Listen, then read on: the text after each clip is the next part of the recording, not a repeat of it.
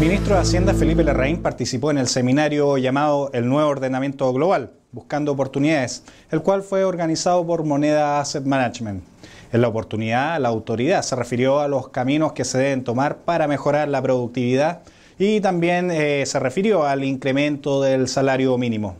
Yo quiero, en primer lugar, hablar de este tema de salario mínimo de productividad porque ¿qué es lo que ha pasado con el salario mínimo? Aquí hay dos visiones. El salario mínimo en Chile ha aumentado en forma significativa en los últimos 15, 20 años.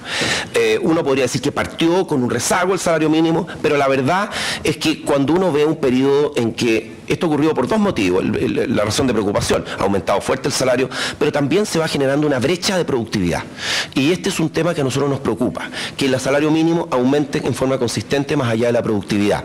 Y en ese sentido, lo que nosotros vemos, y esto también tiene que ver con la caída sistemática de la productividad en los últimos 4 años, 2006 a 2009, todos los años cayó la productividad y el salario mínimo seguía aumentando. Entonces, hoy día nos encontramos con que Chile, cuando nos comparamos con los países de la OECD, Chile tiene, en términos de la mediana salarial, el segundo país que tiene un salario mínimo mayor dentro de todo este grupo de países, solo superado por Francia, 62% de la mediana salarial, donde hay países como Estados Unidos y Japón, en que el salario mínimo representa el 34-35% de la mediana salarial. Por lo tanto, esto debería llamar a tener cuidado con el doble objetivo que tiene esta política de salario mínimo. En primer lugar, es recuperar el poder adquisitivo para el salario de los trabajadores menos calificados, ojalá poder entregar un aumento real, pero cuidar que esto no tenga efectos en el empleo. Y aquí hay otro tema que ha sido poco debatido. El salario mínimo, al final, ¿quién lo paga? Bueno, lo pagan fundamentalmente las pymes y sobre todo las microempresas. En empresas de entre 1 y 9 trabajadores, más del 20% de los trabajadores está sujeto y gana el salario mínimo. En cambio, en empresas grandes, de más de 200 trabajadores, solo el 2% de los trabajadores gana el salario mínimo. Por lo tanto, este no es un problema de la gran empresa, no es un problema generalizado en la economía. Yo me he topado algunos mismos de ustedes que me dicen, se enorgullecen razonablemente de que en sus empresas no hay nadie que gane el salario mínimo. Y algunos me han llegado a decir, en mi empresa no hay nadie que gane menos del doble del salario mínimo. Fantástico. Y está claro que es así. El problema es, ¿a quién le pega? Le pega a las pymes. ¿Y a quién le pega en términos de personas? A los jóvenes con poca instrucción, los más pobres de los pobres y en particular también a las mujeres. Esos son elementos que tienen que estar en la consideración. ¿Qué propusimos nosotros? Bueno, nosotros al final de la discusión lo que quedó aprobado ayer es un aumento de 165.000 a 172.000 pesos. Aquí tenemos salario mínimo diferenciado para los menores de 18 y mayores de 65, es algo menos. Este es un aumento de 4,2% en el salario mínimo.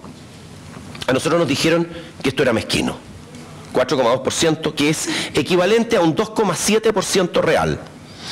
Nos dijeron que era mezquino, entonces le contestamos nosotros que el promedio de crecimiento del salario mínimo real entre 2001 y 2009, o sea, los últimos 9 años bajo los gobiernos de la concertación, fue 2,2% real. Y porque aquí hay que considerar que además este procedimiento de fijación del salario mínimo siempre fue hecho en base a la inflación pasada y el caso más claro es el año 2008, en que el salario mínimo aumentó 10,4% nominal. ¿Y por qué aumentó 10,4% nominal? Porque la inflación de los 12 meses previos había sido 8,9%. Por lo tanto, en términos reales, solo aumentó un 1,4%.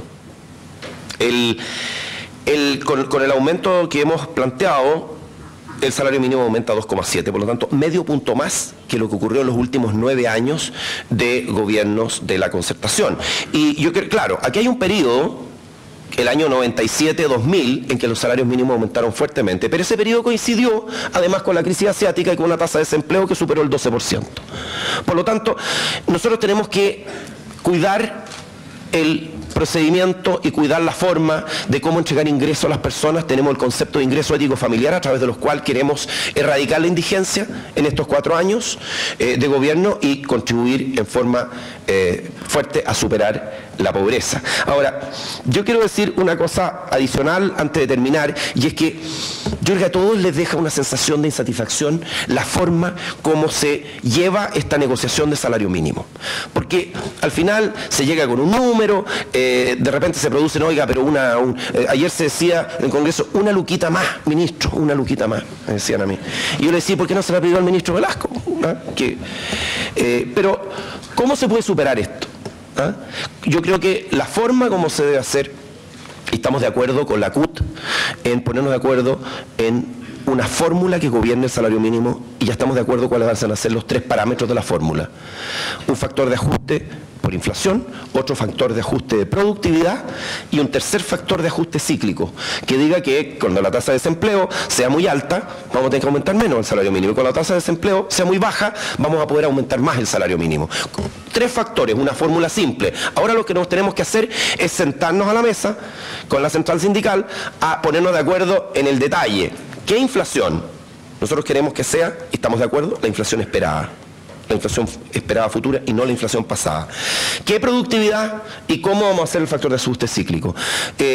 Queremos despejar este tema para los próximos 3 años, porque creemos que este proceso de negociación se vería enormemente facilitado con una posición conjunta y con una ecuación donde haya acuerdo de cuál sea la fórmula para llegar. Esto le daría institucionalidad al debate del salario mínimo. Nosotros tenemos una comisión asesora del salario mínimo que vamos a transformar, que operó por primera vez este año y elaboró un informe. A los que les interese el informe de la comisión asesora está en el sitio web del Ministerio de Hacienda. Esta comisión asesora la queremos transformar en permanente. De tal manera, queremos tener la institucionalidad de una comisión asesora técnica permanente y de una regla para el salario mínimo que destrabe esto a futuro.